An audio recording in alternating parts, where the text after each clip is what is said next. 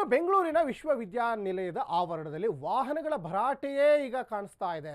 ಶೀಘ್ರವೇ ವಾಹನ ಸಂಚಾರಕ್ಕೆ ಬ್ರೇಕ್ ಹಾಕಲಿಕ್ಕೆ ಒಂದು ಕಡೆ ತಯಾರಿ ಕೂಡ ನಡೀತಾ ಇದೆ. ಇದು ಜ್ಞಾನ ಭಾರತಿ ಆವರಣದಲ್ಲಿ ವಾಹನ ಸಂಚಾರಕ್ಕೆ ಬ್ರೇಕ್ ಹಾಕ್ತಾ ಇದ್ದಾರೆ ಅಂತ ಕೂಡ ಗೊತ್ತಾಗ್ತಾ ಇದೆ. ಬೆಂಗಳೂರು ವಿಶ್ವವಿದ್ಯಾಲಯದ ಆವರಣದಲ್ಲಿ ವಾಹನಗಳ ಒಂದು ಸಂಚಾರಕ್ಕೆ ಸಾಕಷ್ಟು ಈಗ ಸಂಚಕಾರ ತರ್ತಾ ಇದೆ. ಜ್ಞಾನ ಭಾರತಿ ಆವರಣದಲ್ಲಿ ವಾಹನ ಸಂಚಾರಕ್ಕೆ ಸಾಕಷ್ಟು ಸಮಸ್ಯೆ ಆಗ್ತಾ ಇದೆ. ವಾಹನ ಸಂಚಾರವನ್ನು ನಿರ್ಬಂಧಿಸಲಿಕ್ಕೆ ರಾಜ್ಯ ಸರ್ಕಾರಕ್ಕೆ ಪತ್ರವನ್ನು ಈಗ ಬರೆದಿದ್ದಾರೆ ಅನ್ನೋದು ಕೂಡ ಇಲ್ಲಿ ಗೊತ್ತಾಗ್ತಾ ಇದೆ. ಪತ್ರ ಬರೆಯಲಿಕ್ಕೆ ಸಿಂಡಿಕೇಟ್ ಸಭೆಯಲ್ಲಿ ಗ್ರೀನ್ ಸಿಗ್ನಲ್ ಕೂಡ ಈಗ ಸಿಕ್ಕಿದೆ. ಹೇಳಿ ಕೇಳಿ ಸರ್ಕಾರ ಪೊಲೀಸ್ ಇಲಾಖೆಗೆ ಪತ್ರ ಬರೀಲಿಕ್ಕೆ ಈಗ ತೀರ್ಮಾನ ಮಾಡಿದ್ದಾರೆ. ವಿಶ್ವವಿದ್ಯಾನಿಲಯ ಅಂದರೆ ಅದೊಂದು ಜ್ಞಾನ ಮಂದಿರ. ಈ ಥರ ವಾಹನಗಳ ಕಿರಿಕಿರಿಯಿಂದ ಯಾವಾಗಲೂ ವಿಶ್ವವಿದ್ಯಾನಿಲಯದ ಆವರಣದಲ್ಲಿ ವಾಹನ ಓಡಾಡ್ತಾ ಇದ್ದರೆ ಹೇಗೆ ವಿದ್ಯೆ ಕಲೀಲಿಕ್ಕೆ ಸಾಧ್ಯ ಆಗ್ತದೆ ಮಕ್ಕಳಿಗೆ? ಜ್ಞಾನ ಭಾರತಿ ಆವರಣದಲ್ಲಿ ವಾಹನ ಸಂಚಾರಕ್ಕೆ ಬ್ರೇಕ್ ಹಾಕುವ ನಿಮಿತ್ತವಾಗಿ ಸಾಕಷ್ಟು ಚರ್ಚೆಗಳಾಗಿದ್ದಾವೆ. ವಾಹನ ಸಂಚಾರ ನಿರ್ಬಂಧಿಸಲಿಕ್ಕೆ ರಾಜ್ಯ ಸರ್ಕಾರಕ್ಕೆ ಪತ್ರ ಬರೆಯಲಿಕ್ಕೆ ಈಗ ಮುಂದಾಗಿದ್ದಾರೆ. ಪತ್ರ ಬರೆಯಲಿಕ್ಕೆ ಸಿಂಡಿಕೇಟ್ ಸಭೆಯಲ್ಲಿ ಗ್ರೀನ್ ಸಿಗ್ನಲ್ ಕೂಡ ಕೊಡಲಾಗಿದೆ. ಸರ್ಕಾರ ಪೊಲೀಸ್ ಇಲಾಖೆಗೆ ಪತ್ರ ಬರೆಯಲಿಕ್ಕೆ ಈಗ ತೀರ್ಮಾನ ಮಾಡಿದ್ದಾರೆ ಅನ್ನೋದು ಇಲ್ಲಿ ಗೊತ್ತಾಗ್ತಾ ಇದೆ. ಇದು ಬೆಂಗಳೂರಿನ ವಿಶ್ವವಿದ್ಯಾನಿಲಯದ ಆವರಣದಲ್ಲಿ ವಾಹನವೋ ವಾಹನ, ಎಲ್ಲಿ ನೋಡಿದ್ರು ವಾಹನ. ನೋಡಿ ದೃಶ್ಯಗಳಲ್ಲಿ ಗಮನಿಸ್ತಾ ಇದ್ದೀರಾ, ಬೆಂಗಳೂರು ವಿಶ್ವವಿದ್ಯಾನಿಲಯದಲ್ಲಿ ವಿದ್ಯಾರ್ಥಿಗಳು ವಿದ್ಯಾರ್ಜನೆಗಂತ ಅಲ್ಲಿ ಹೋಗಿರ್ತಾರೆ. ಆದರೆ ಈ ವಾಹನಗಳ ಕಿರಿಕಿರಿಯಿಂದ bus, car, bike, auto, tempo, taxi ಪ್ರತಿಯೊಂದು ಕೂಡ ಅಲ್ಲಿ ಓಡಾಡ್ತಾ ಇದ್ದರೆ ಮಕ್ಕಳಿಗೆ ಎಷ್ಟು ಕಿರಿಕಿರಿ ಆಗ್ತದೆ. ಎಜುಕೇಷನ್ ಮಾಡಲಿಕ್ಕೆ ಅಲ್ಲಿ ಹೋಗೋರಿಗೆ ಎಷ್ಟು ಸಮಸ್ಯೆ ಆಗ್ತದೆ. ಇದನ್ನು ವಿದ್ಯಾರ್ಥಿಗಳೇ ಅನೇಕ ಸಂದರ್ಭದಲ್ಲೇ ಅಲ್ಲಿಯ ಪ್ರಾಂಶುಪಾಲರು ಗಮನಕ್ಕೆ ತಂದಿದ್ದಾರೆ, ಸರ್ಕಾರದ ಗಮನಕ್ಕೆ ತಂದಿದ್ದಾರೆ, ಅನೇಕ ಸ್ಟ್ರೈಕ್ಗಳನ್ನು ಮಾಡಿದ್ದಾರೆ, ಮನವಿ ಮಾಡಿದ್ದಾರೆ.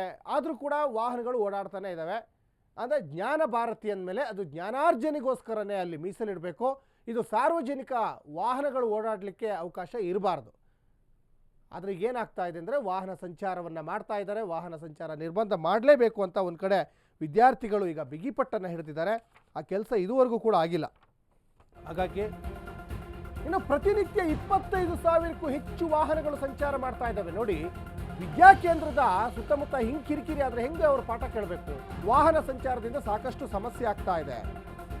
ವಿಶ್ವವಿದ್ಯಾನಿಲಯ ವಿದ್ಯಾರ್ಥಿಗಳ ಶೈಕ್ಷಣಿಕ ಚಟುವಟಿಕೆಗಳಿಗೂ ಕೂಡ ಈಗ ಸಮಸ್ಯೆ. ನಾಗರಬಾವಿಯಿಂದ ಸಂಚರಿಸುವ ವಾಹನಗಳಿಗೆ ನಿರ್ಬಂಧ ಹೇರಿ ಇದು ಮನವಿ ಮಾಡಿಕೊಂಡಿದ್ದಾರೆ.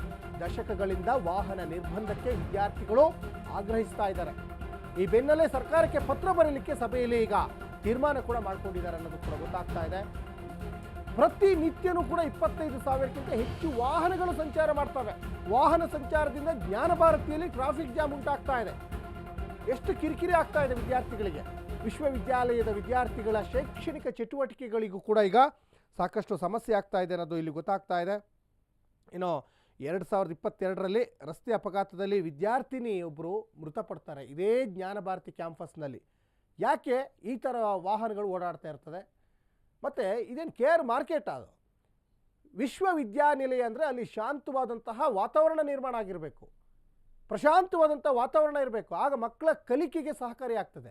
ಇದು ಎಲ್ಲ ವಾಹನಗಳು ಓಡಾಡ್ತಾ ಇದ್ದಾವೆ. ನೋಡಿ ದೃಶ್ಯಗಳಲ್ಲಿ ಗಮನಿಸ್ತಾ ಇದ್ದಾರೆ. BMTCಯಿಂದ ಹಿಡಿದು ಇದು ಖಾಸಗಿ ವಾಹನಗಳು, ಬೈಕು, ಲಾರಿ, ಟೆಂಪೋ, ಕಾರು ಪ್ರತಿಯೊಂದು ಓಡಾಡ್ತಾ ಇದ್ದಾವೆ.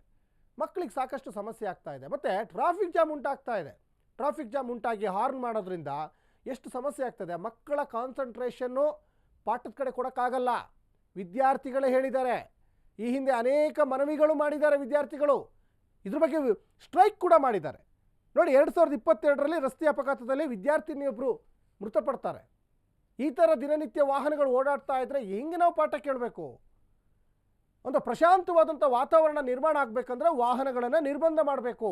ಯಾವುದೇ ಕಾರಣಕ್ಕೂ ವಾಹನಗಳು ಈ ರಸ್ತೆಯಲ್ಲಿ ಬರಬಾರ್ದು. ಜ್ಞಾನ ಭಾರತಿ ಆವರಣದಲ್ಲಿ ವಾಹನಗಳು ಬರಲೇಬಾರ್ದು ಅಂತ ಒಂದು ಕಡೆ ಈಗ ಸಾಕಷ್ಟು ವಿದ್ಯಾರ್ಥಿಗಳಿಗೆ ಮನವಿಯನ್ನು ಮಾಡ್ಕೊಳ್ತಾ ಇದ್ದಾರೆ.